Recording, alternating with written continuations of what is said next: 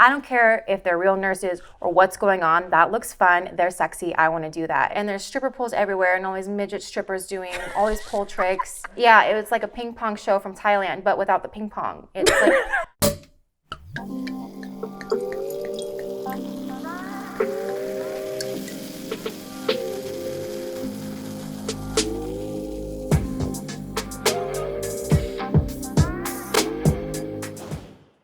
Hi everyone, welcome back to Bottle Girl Diaries. For those of you who don't know me, my name is Cindy Nansiri. I am a current bottle server in Las Vegas, well, was before shutdown. Today we're meeting with the beautiful Este Schmidt, aka the nurse Barbie. She has the company TrueIVip. Get it? Like IV, like this in my arm. Everyone say hi to Este. Hi. So I'm going to have Este tell you a little bit about herself, where she was born and raised, and what your nightlife industry experience was. My best nightlife experience. So the floor is yours, girl. Go ahead. Well, I was born and raised in Utah. Wait, I was raised in Utah too. Yeah, what high school did you go to? I went to Clearfield. See, I went to Layton my sophomore year. Okay. And I lived right by Clearfield. Well, what were you doing in Utah? I'm just confused. That's where I was born. Oh my gosh. Okay, so yeah, so my we're high school rivals. Yeah, Layton and Clearfield, yeah. So Layton and Clearfield are two small cities that are like 30 minutes north of Salt Lake City, which is the capital of Utah. Anyways, proceed. Something we have in common. Yeah, so soon was born and raised there. And I moved to Vegas in 2013. After I'd been working as a nurse for a while, I was like, wait, why am I here still? Mm-hmm. Like, I literally just decided, like, all right, I'm going to Vegas. Like, right. I'm an adult. I can do what I want. Like, I don't need to live in Utah anymore. So then I, put my 2 weeks in at the hospital, and they were like, what? I'm like, when did you decide this? How long have you been planning on moving to Vegas? And I decided last night. Packed a U-Haul, drove down here in a day, found a place. My first apartment was like 500 square feet, like right by the Palms. Uh-huh. And so kind of in the ghetto. Yeah, but it was right on the strip, and it was like the only place that would like take me and accept me like right away because I didn't have a place to live. Right. And all my life was like in this U-Haul, and I was like, I don't want to sleep in this U-Haul. Like, so I lived there for a couple months before buying a house, and then yeah. So been here for 7 years now. Oh, wow. Okay. I love it. So I've been here since 2015. Mm-hmm. So you studied, so you said that you were a nurse in Utah. Did you go to nursing school out there? Yeah, I went to nursing school in Utah. Where at? I went to Weber State. Okay, yeah, that's a good program. I usually tell people, like, University of Utah, because no one ever, like, knows Weber State, mm-hmm. but Weber's better than the U. But. No, their nursing program is good, because I actually... Mm-hmm. So Weber State University is in Ogden, Utah, for those of you who aren't familiar with Utah. But it's actually, I wanted to study radiology once upon a time. Mm-hmm. But then when I saw that human anatomy, I was like, no, like, there's no way. So how many years of nursing school did you have to go to? Well, the nursing program's 2 years, but I started doing like the prereqs like when I was in high school. Mm-hmm. So I did that human anatomy class while I was in high school still, which was so much better. I'm so glad that I did that rather than like wait till later. Right. So I was able to get all these like prereqs done, and then I only did like another year of like university before going to the nursing program. Okay. So I graduated from the nursing program when I was like 21. Mm-hmm. And then I went on to get my bachelor's, and that was just like an online program, and that was like another like 2-year program. Okay. But, yeah. So did you start working as a nurse out here in Vegas first, or what's your nightlife experience? Because so I worked as a nurse first. So after like living here for a week, I was at the club and I saw all these girls dressed as like sexy nurses.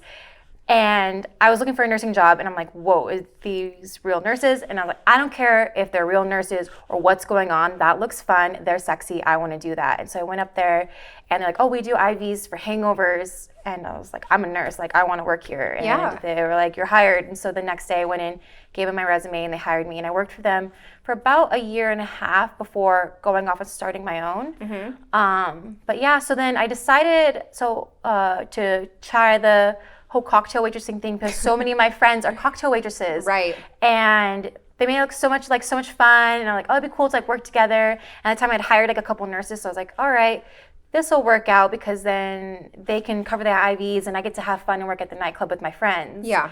And so I opened up Jewel in 2016, went through the whole like training thing for like the first however many months it was. Yeah. And then I'm telling like our last, a lot of the last episode that we had, we were talking about the extensive training and nobody believes that. yeah, there's a lot of training. Like and you're getting paid minimum wage, whatever that is, and you're sitting like in a classroom style and it's not fun and you wake up really early and you have to dress nice and man, I never worked so hard in my life. So then when Jewel finally opened, I made it to the third weekend. I don't even remember if I worked that third weekend or if that was the weekend I like told them like I put in my notice. I can't remember, but I do remember it was EDC weekend. What made you not like it? The weekend before EDC weekend. Well, so it was, I didn't think, okay. Also, given you did open up a brand new venue. Yeah, and so that was really hard because a lot of the girls were new waitresses. Right. A lot of girls weren't closing out their checks, and that was getting really frustrating because I'm very type A. Like, you tell me something once, I'll remember it and I'll do it. Like, some of these girls, they just weren't getting it, and back then I was younger and I didn't really like have like a lot of patience. I was just like, we learned this. Like, we spent months like training for this. Yeah. What is wrong with you? And I was kind of a bitch. Oh my gosh. But like people were like letting people walk out on their checks, and so I was cutting into our tip pool, and I was just like, listen, we're all here as a team. Like, what you're doing affects everybody here. Right. And so most of the girls were new, and that's kind of frustrating. And then it'd been so long since I worked for anybody and was on somebody's schedule. Yeah. So then when I had some clients come to town and they're like, oh, we're gonna go to LA, let's go to LA. I was like, okay, cool. I'm used to just like, let's go. Being able to get up and go. And so then I texted my manager at the time. I was like, hey, like, I'm going to go to LA this weekend. I can't come in. He's like, well, you're on the schedule. And I'm like, well, I'm letting you know, like, I can't come in. And they're like, like, this isn't, like, how does that work? Like I have to ask for permission. I'm like, I'm an adult. I do what I want. So I was like, this is me telling you I'm not coming in. I don't know. And he's like, well, we're going to get points or whatever. And I'm like, okay, then. Like, I'll be back. And so then I came back the next weekend, which was EDC weekend. And I was just like, man, they have to ask for it off and they're going to give me double points. And I was just like, man, I don't like having to ask somebody what to do with my own life. Especially I'd been working for myself for like 2 years at that point. Right. And even when I was a nurse at the hospital, I was usually like a manager. Like, I always had some sort of like authority where I got to like do what I want. Right. So that's how I like to live my life. Yeah, so having to so let me just explain. So being a waitress, like, obviously you're scheduled to shift, and just like any other job, like if you call out, there is like disciplinary action, like we have points. And then also, just so you guys know, for those of you who don't go out or not familiar, Jewel Nightclub is the club that's inside the Aria. Some of you may know it as Hayes Nightclub. So that's the club that she opened. And opening up a new venue is really hard because usually you don't know how money is going to go. It can either be really good or it's going to be really bad because maybe not everybody knows about the club. Yeah, we had so much potential because we had a lot of big DJs and like celebrities come in, and it was just like no one really, we were all like new, I don't know, like, and it was like hard to like work as a team. Yeah, it's hard. You have about like 50 waitresses trying to like be on the same page. It's a huge like growing pains. Yeah. So okay, so that's Este's nightlife. 3 weeks. Nightlife like experience, 3 weeks. But really the reason why she is here is because, you know, I feel like at least like 90% of your clientele are industry people. So as you guys can see, I'm getting an IV currently now. The way that Este actually saved my life. I went out for a nightlife industry event. Remember, I went to, I'm not going to say which venue it was because I'm not placing the blame on the venue, of course. Yeah. But I went to an industry event. So they have these events that they nominate us for, like, the perfect 10. It's basically like honoring like Vegas's most beautiful people because I guess I'm cute, you know, I guess we're cute, you know. Just an excuse to get all those girls out. Yeah, exactly. So it's basically like trying to just get all the, you know, pretty, fun girls out. So we go to this event and, that night I'm taking shots with the girls, and it was when I was working at Jewel last summer. And, you know, I don't remember taking any more shots than the other girls. We all took the same number of shots. And I just remember at the end of the night, I'm with some of the girls and they're like, hey, we're going to go to Dre's after hours. So after hours is the part of Dre's nightclub that is open in the basement, and they're open till like 10 a.m. the next morning or even later. So that's where a lot of people go when they finish the nightclub at partying and they want to party some more. So we go down there, and what's crazy is I remember taking that shot with the girls. I remember saying, they're going downstairs. Cindy, do you want to come with us? And I just remember, like, my instinct told me, go home. I don't know what it was, but go home. And I just remember just feeling very off. Yeah. And this is where it gets scary. I don't remember this. Apparently, I walked out to my car, stumbling. Yeah. I got in my car.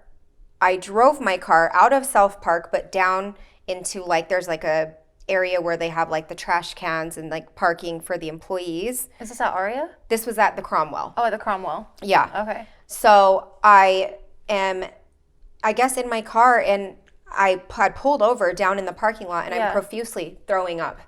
Oh, This wow. is what I don't remember. Yeah, who was with you? Nobody. Oh. I walked out by myself. I was supposedly follow the other girls down to after hours.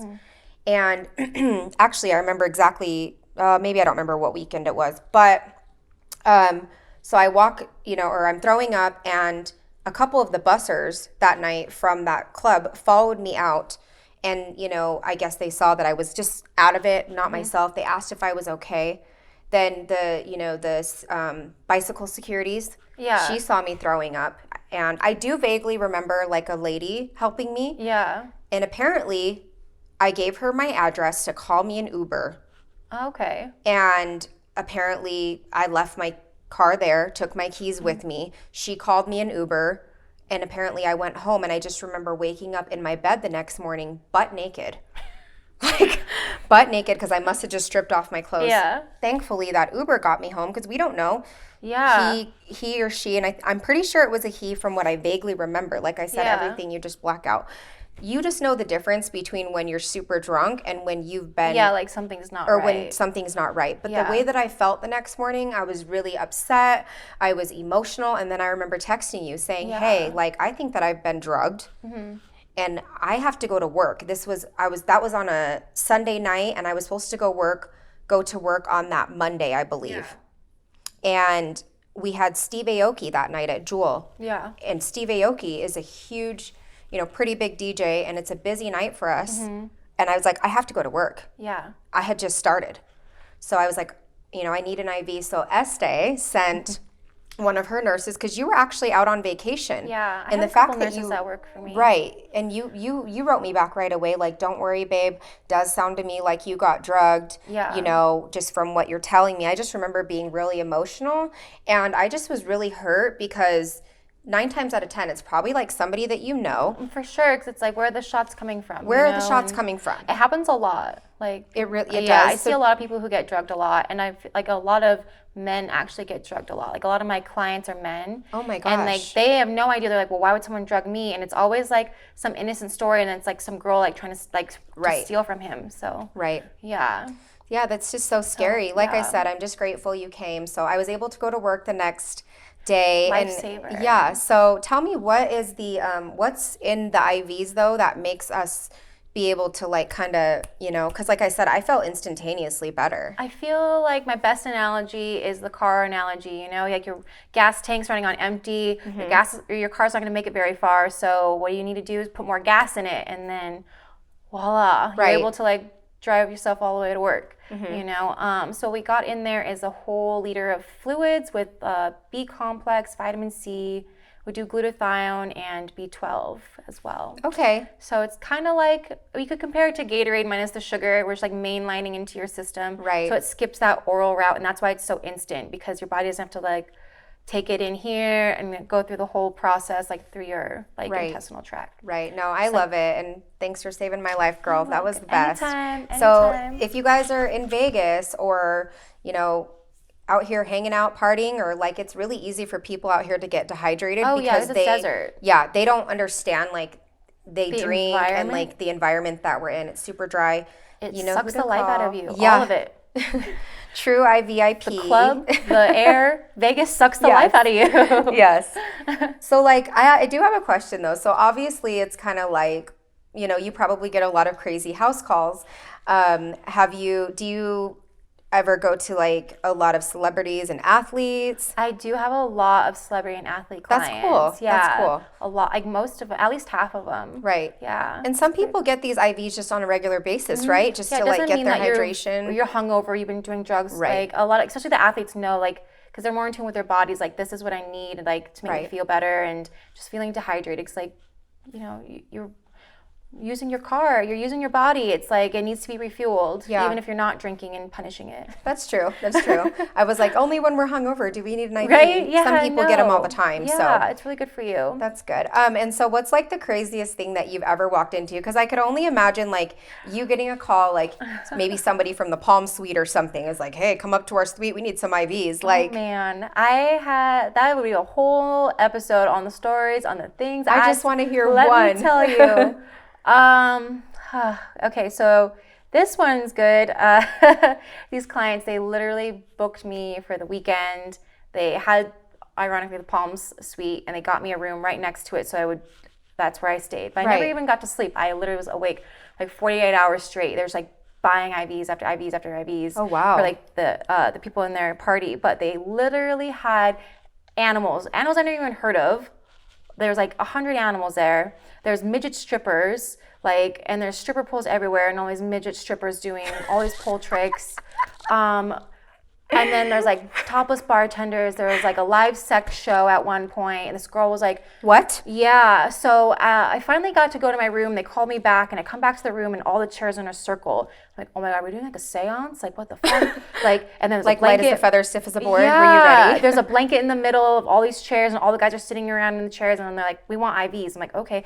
Hooking all these IVs up in a circle, and these two girls come out, and they like get in the middle of the circle and start going at it. And I'm like, okay, that's fine. And then Okay, they're nothing they have crazy. a duffel bag of things, like nothing I haven't seen before. Pulls out a Target and hands it to a guy. And I'm still like starting IVs, and I'm like, I wonder what she's gonna do with that. Like you're Target. like trying to nonchalantly, Yeah, I'm like you're all I'm busting out just- your phone. You're all, I'm like just doing joking. IVs, and then this guy's got the Target, and everyone's like looking around, and she's like, yeah, it was like a ping pong show from Thailand, but without the ping pong. It's like with a squirt gun. Oh And my she gosh. was hitting the target. She was very accurate and had a lot of my gosh. she had a lot of ammunition to make it that far. And I was like, over and over, like around the circle, like bam, bam, bam, bam. And then I was like, oh, okay, well, let's not get the IVs wet. Like, that's not cute to get out of here. So I packed up my suitcase, and I like went to the other room, waited for their IVs to one of the many stories. I was love pretty- this. This is It was amazing. impressive. And it was so funny because I was at another party with like some clients like a year later, and she was there, and I didn't recognize her until she started everywhere. And I was like, oh my God, I know that girl. And then, how are you? Fancy seeing you here. Oh my gosh. Like I Yeah. said, I would love to have your job just to see the crazy shit that you do. Dude, So, man. oh And my like gosh. when the AVN comes to town and I do like all the porn stars, like girls are crazy. Girl, I can I've- only imagine. I've I love seen it. a lot of nudity I feel like I've seen more naked people now than when I was like working in the operating room when people actually were naked. Like, Right. See a lot of nudity. Hey, listen, it's Vegas for you guys, and that's what we're here for. So, Hey man, I'm not here to judge. I'm just here to help you keep on keeping on. well, I really appreciate you coming on today, and thank you for this IV, much needed. my Because, pleasure. girl, be dehydrated in these streets, you know. Oh hell yeah.